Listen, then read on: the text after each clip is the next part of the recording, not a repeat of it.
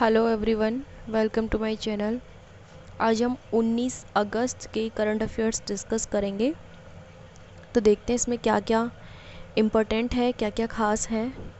Okay, चलिए start करते हैं। फर्स्ट टॉपिक है हमारा, स्वास्थ्य नामक ई पोर्टल किस मंत्रालय से संबंधित है। ठीक है, तो वो है जनजातीय कार्य मंत्रालय से संबंधित ये पोर्टल है। ये जो पोर्टल है ये पहला ऐसा ई पोर्टल है जो कि एक ही प्लेटफॉर्म पर भारत की जितनी भी जनजातीय आबादी है, मतलब कि आपने ये तो देखा ही होगा, जो पढ़ा होगा आपने कभी भी जीएस में, तो डिफरेंट डिफरेंट स्टेट्स में मतलब पूर्वोत्तर की साइड ही ज़्यादातर जनजातियाँ मतलब रहती हैं। जितनी भी जनजातीय आबादी है उनके स्वास्थ्य और जो पोषण संबंधी जितनी भी जानकारी है वो लोग अब एक ही प्लेटफॉर्म पर वहाँ पर उपलब्ध की जा सकती है। ठीक है, और वो कौन सा प्लेटफॉर्म होगा?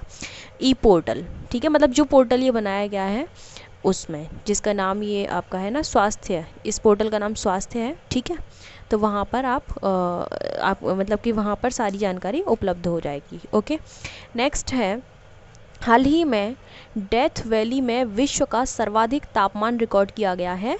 और ये जो डेथ वैली है ये किस देश से संबंधित है, ये क्वेश्चन पूछा गया है। तो ये यूएसए से संबंधित है। पहली चीज़ क्लियर हो गई। ठीक है, दूसरी बात इसमें क्या खास है, ये जो है मतलब जो अमेरिकी राष्ट्रीय मौसम सेवा है उसने बताया है कि यूएसए के दक्षिणी कैलिफोर्निया रेगिस्तान में स्थित डेथ वैली, याद कर लेना डेथ वैली कहाँ पर स्थित है, और चाहो तो एक बार मैप में भी देख लेना। ठीक है, डेथ वैली में तापमान जो है 54.4 डिग्री सेल्सियस तक पहुँच गया है।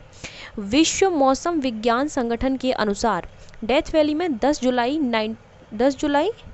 1913 को 56.7 डिग्री सेल्सियस तापमान दर्ज किया गया था। ठीक है, डेथ वैली रिफ्ट घाटी का एक उदाहरण है। इसको शैतान का गोल्फ नाम से भी जाना जाता है। ओके, चलिए उसके बाद नेक्स्ट है, हाल ही में ARIIA, ठीक है, ये एक रैंक है, इसकी फुल फॉर्म मैं आपको बता देती हूँ, यहाँ पर लिखी हुई है, Atal ranking of institutions on innovation achievements 2020, ये रैंक जारी की गई है। और ये जो रैंकिंग है, सबसे पहले तो क्वेश्चन में ये पूछा गया है कि शीर्ष संस्थान कौन सा है, तो आईआईटी मद्रास है।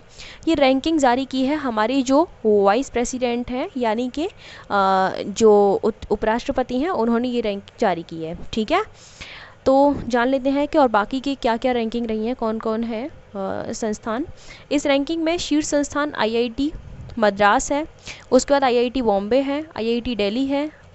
ठीक है, और उसके बाद आपका मतलब ये बेंगलुरु के संस्थान है, उसके बाद आईआईएससी, उसके बाद आपका ये आईआईटी खड़गपुर है। ठीक है, फिफ्थ पर ये सारी रैंकिंग इसमें दे रखी है।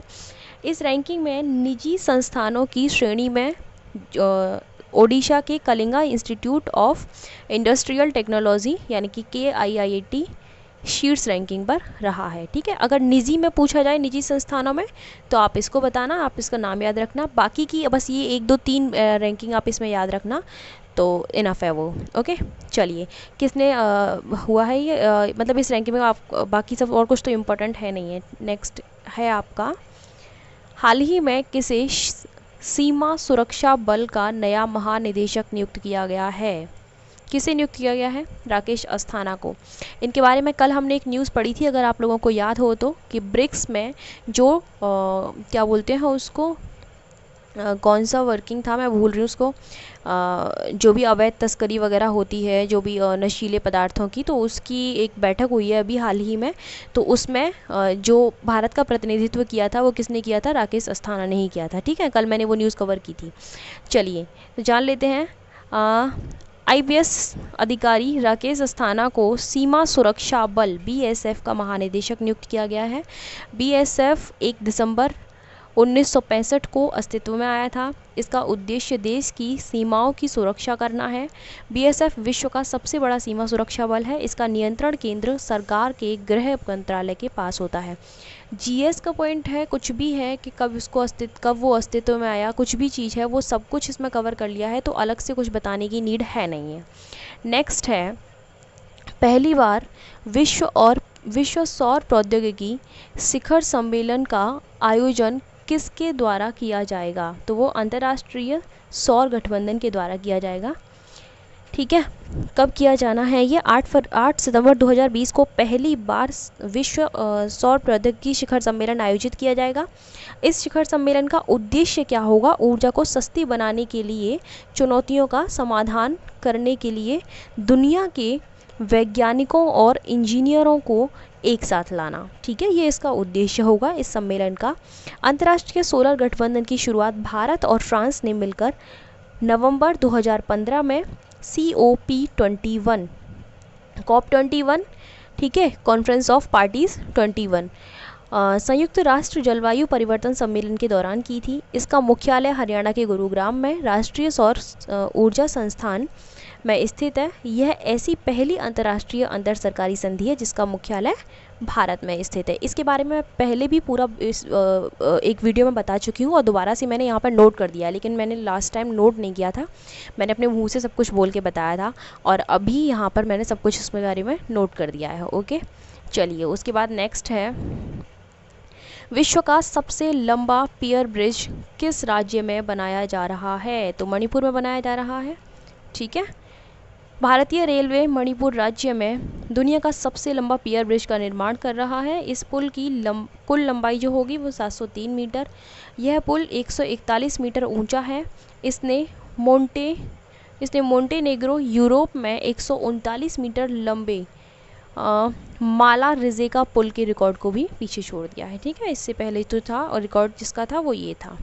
चलिए उसके बाद नेक्स्ट है, हाल ही में किस देश ने भारत में 3 मिलियन पाउंड का इनोवेशन चैलेंज फंड लॉन्च किया है?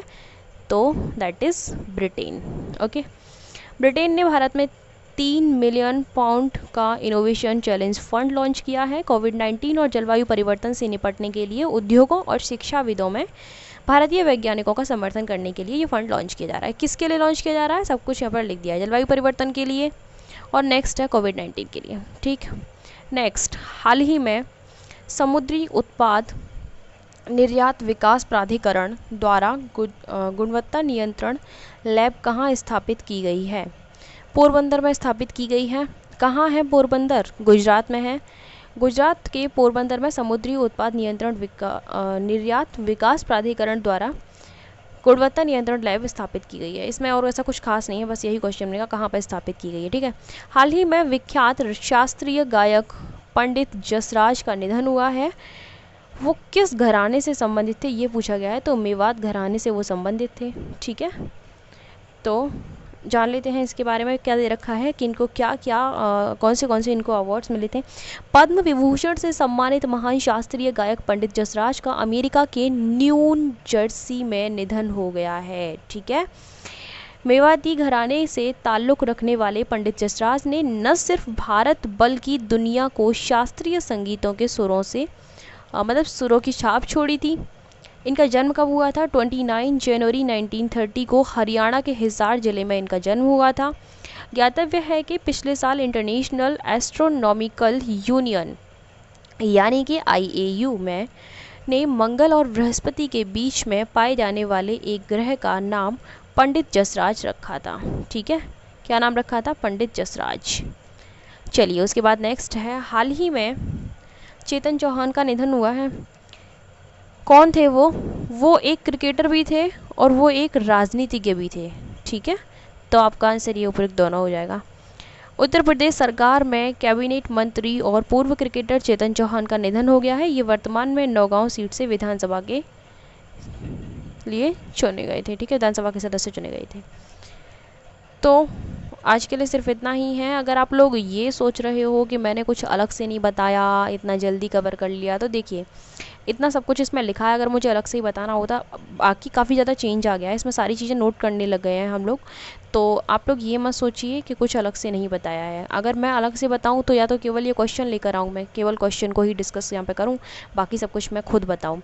तो एक ही बात है, मैं यहाँ लिख देती हूँ तो उसको पढ़ देती हूँ, वो सब कुछ भी हमारे द्वारा ही कलेक्ट किया गया है। ठीक है, आप लोग ध्यान से सुना करिए और ध्यान से इसको कवर कीजिए। डेफिनेटली आपका एक भी क्वेश्चन नहीं छूटेगा एग्ज़ाम में।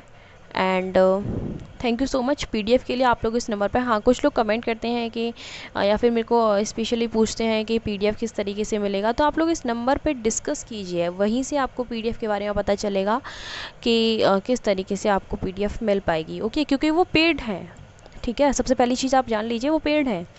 ओके, तो पूरा प्रोसेस आपको वहीं से पता चलेगा। तो thank you so much for watching my video. बाकी के करंट अफेयर्स प्लेलिस्ट में जाके चेक कर सकते हो आप लोग। और हाँ बस, थैंक यू सो मच।